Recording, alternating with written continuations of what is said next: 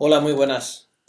Tras bastantes años de desarrollo, gestión de proyectos y venta de productos y soluciones de software, hace unos cuantos que me estoy concentrando intensivamente en la innovación y la gestión de productos digitales. Durante este viaje he aprendido infinidad de cosas, algunas de ellas de crucial importancia para conseguir crear productos de calidad y otras totalmente superfluas, derivadas principalmente de vanidades o ansias de control sobre el proceso, no sobre el producto en sí. Hoy quiero compartir aquí con vosotros una de las quizás más reveladoras para mí y que responde a una pregunta compleja. ¿Qué es necesario para conseguir un producto digital de calidad y además venderlo? Comencemos entonces por lo más básico. El ser humano busca continuamente el equilibrio para estar sano y ser una persona feliz. Para ello combina los tres lados del triángulo que os estoy mostrando aquí: el emocional, el físico y el social. Hasta aquí nada nuevo, ¿no? De la misma forma, el ser humano, o al menos los más inquietos, también han perseguido siempre el ser mejor que su competencia para conseguir una mayor recompensa. Esto, traducido en lenguaje menos competitivo y más colaborativo de hoy, significa aportar un mayor valor a la sociedad, al mercado, a la familia o a lo que se terce. Y aquí de nuevo encontramos un frágil equilibrio entre los lados de este triángulo: los conocimientos, las habilidades y aptitudes y la actitud. Evidentemente los conocimientos son imprescindibles. Simbolizan el saber en mayúsculas, las horas delante del ordenador, en clase o las noches sin dormir, estudiando. Para ser un crack del mundo digital entonces habrían 100.000 cosas que estudiar, ya sean paradigmas, metodologías, herramientas, lenguajes o cualquier otra cosa. La lástima es que continuamente están saliendo nuevos paradigmas, metodologías, lenguajes, con lo que estar al día es casi imposible. Así el conocimiento se puede adquirir en cualquier momento de manera específica en función de nuestras necesidades y en cada vez más diversos canales de formación. Aquí, pues, por nombrar, me gustan mucho pues, edX o Coursera. Las habilidades y aptitudes ya son otra cosa. Entramos en el ámbito del saber y del poder hacer. Aquí nos referimos a la práctica y a la experiencia demostrable sobre cualquiera de los ámbitos específicos de la tecnología informática y el software. Yendo un poco más allá, me atrevería a decir que mientras las habilidades representan aquello que podemos ofrecer, las aptitudes representan aquello en lo que realmente somos buenos. Y estos son horas, concretamente 10.000, como expresa Malcolm Gladwell en su libro Outliers, The Story of Success. Con una hora podemos saber lo básico. Con 10 ampliaremos a una noción más amplia de los conceptos básicos. Con 100 adquirimos un nivel medio y con 1000 somos especialistas, pero solo cuando llegamos a 10.000 uno puede considerarse realmente maestro en una habilidad. Y por otro lado está la actitud, el querer hacer. Y aquí hablamos ya de motivación y de automotivación y de cosas muy complejas.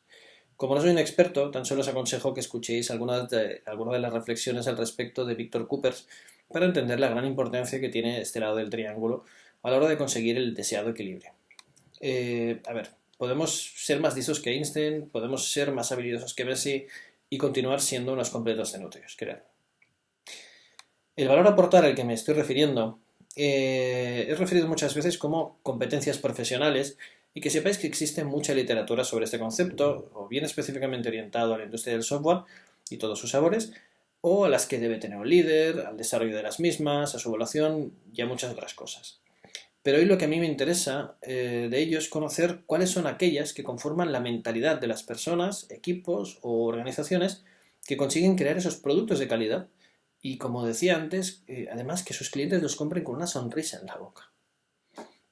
Así, existen para mí 7 características básicas que los distinguen. Y estos son, en primer lugar, una mezcla de curiosidad y pensamiento crítico, como un continuo ¿qué pasaría si, no?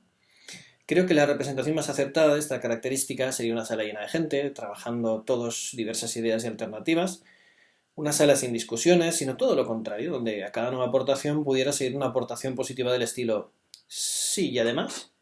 Una sala donde no se permiten opiniones cerradas y sin fundamento del estilo el cliente nunca comprará eso, o esto nunca lo van a probar, o la que más me gusta, la del no hay presupuesto para ese tipo de cosas.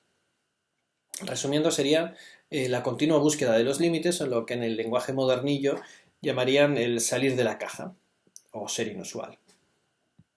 La segunda sería el optimismo o positivismo, como queráis llamarle. Este es un tema del que ya he escrito en mi blog más de una vez y, como tal, si queréis podéis leer las entradas.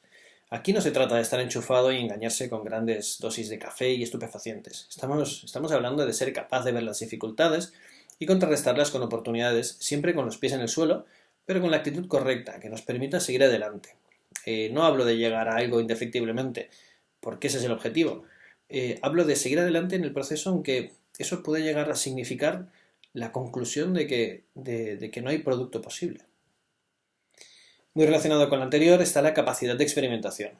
Debemos perseguir el ser buenos materializando ideas en prototipos y no ser tan solo habilidosos. Debemos tener siempre la necesidad de tangibilizar y, si podemos, hacerlo paso a paso. Y esto lo digo más que nada para contrarrestar la necesidad recurrente de algunos en crear un prototipo para abarcarlo todo, ¿no? Para entenderlo todo. Se puede ir bocado a bocado para no indigestarnos y al final es mucho mejor. Un punto determinante aquí, sobre todo, es saber gestionar el miedo al fracaso y la frustración. De todos. A ver, todos conocemos el anhelo y la obsesión de todos los gestores y altos empresarios en fallar rápido y fallar barato, que es la frase de moda, ¿no? Y parece lógico, ya que estamos hablando de innovar, de experimentar, de prototipar, pero el fracaso y la crítica joden. Y aunque es inherente al proceso, no es agradable para el que lo intenta y es muy angustioso para los gestores y altos empresarios que esperan grandes resultados del proceso de innovación sí o sí. Otra capacidad clave es la empatía, y nos referimos aquí a ser humanos. Y con eso me refiero a que el tener unos buenos indicadores de satisfacción del cliente no significa tener empatía. Se trata de entender si lo que realmente se está proponiendo como iniciativa cubre una necesidad real de los clientes o, como sucede en muchas ocasiones, es la proyección del anhelo de alguna vanidad bien colocada en la organización o con mucho dinero para invertir.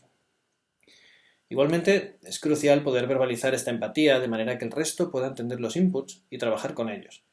Y en este sentido, y pese a que nunca me hartaré de decir que el usuario debe estar siempre en el centro de todo el proceso, es importante tomar conciencia de que hay múltiples fuentes de información más allá de él, tanto dentro de las organizaciones como podría ser la recepcionista, el del call center, los comerciales, como fuera de la organización. Y aquí hay que aprender a trabajar con estas fuentes para adaptar la empatía a las necesidades reales de nuestros clientes. La colaboración es otro aspecto clave de esta mentalidad. Al contrario que antes, hoy en día hay múltiples canales que permiten el trabajo colaborativo en cualquier lugar y con cualquier dispositivo. Pero, ¿creéis que estos avances nos están ayudando realmente en el proceso? ¿A poder estar todos igualmente enchufados? A ver, nos conocemos todos. ¿Quién nos recuerda a los proyectos de la universidad en el que unos pocos trabajaban y los demás, con suerte, miraban y se conectaban al final de curso? Aquí lamentablemente no hablamos de notas a final de año, sino de la propia subsistencia, bien como profesional o como compañía. Y sin colaboración no hay éxito posible. De la misma manera hay que recordar que normalmente los equipos son multidisciplinares y están configurados por diferentes perfiles, roles, egos o responsabilidades. Y esto significa tener aguante. A ver, el pesado de siempre, ¿no? El que habla de lo mismo y no permite avanzar. ¿Lo arrinconas o tratas de hacerlo partícipe? Una mentalidad ganadora, que nos permite crear los productos deseados, aglutina todos los pensamientos pese a que ello signifique un mayor esfuerzo de integración.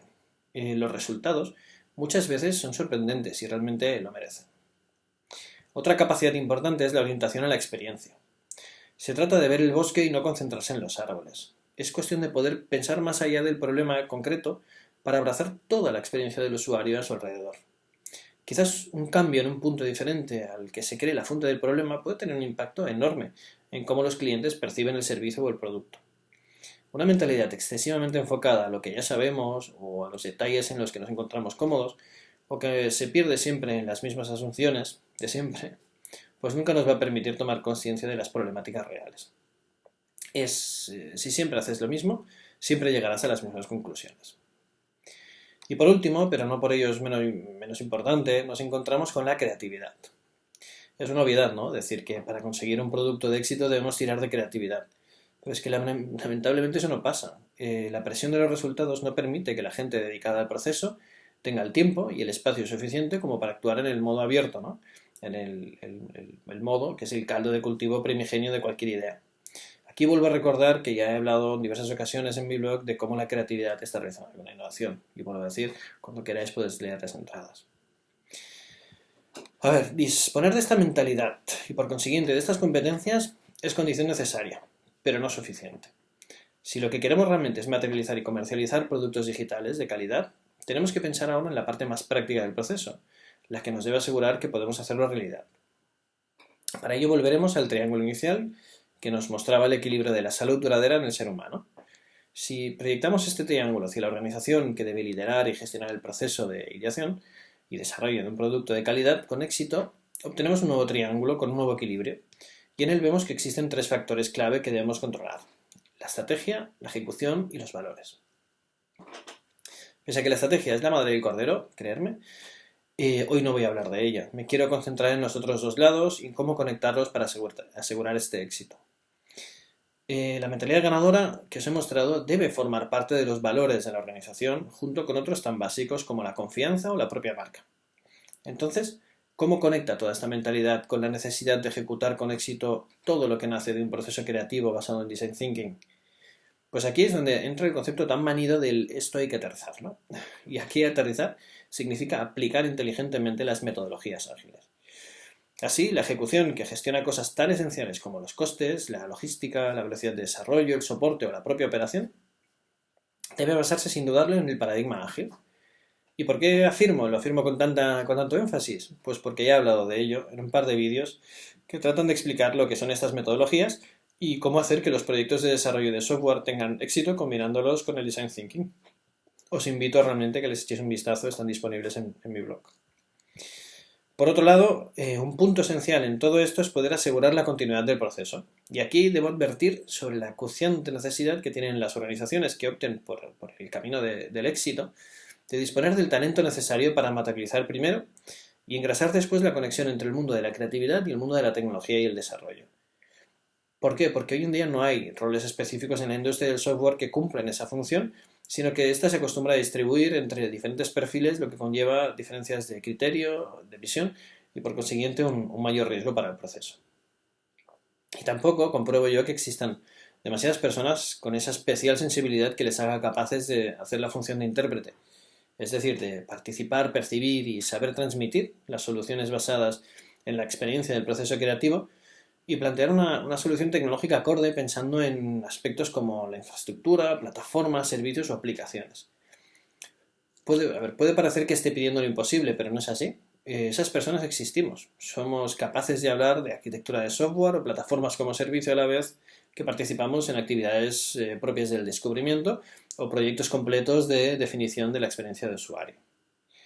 Resumiendo, a la pregunta abierta sobre qué es necesario para conseguir un producto digital de calidad y además venderlo, mi respuesta es, primero, unos valores y una mentalidad orientada a la creatividad basada en Design Thinking. Una ejecución basada en el paradigma ágil y las personas adecuadas que conecten ambos mundos haciendo posible que todo fluya de una forma no traumática. Espero haberles transmitido algo importante que puedan aplicar tanto a nivel individual como organización. Cualquier duda, no duden en contactar conmigo. Un saludo.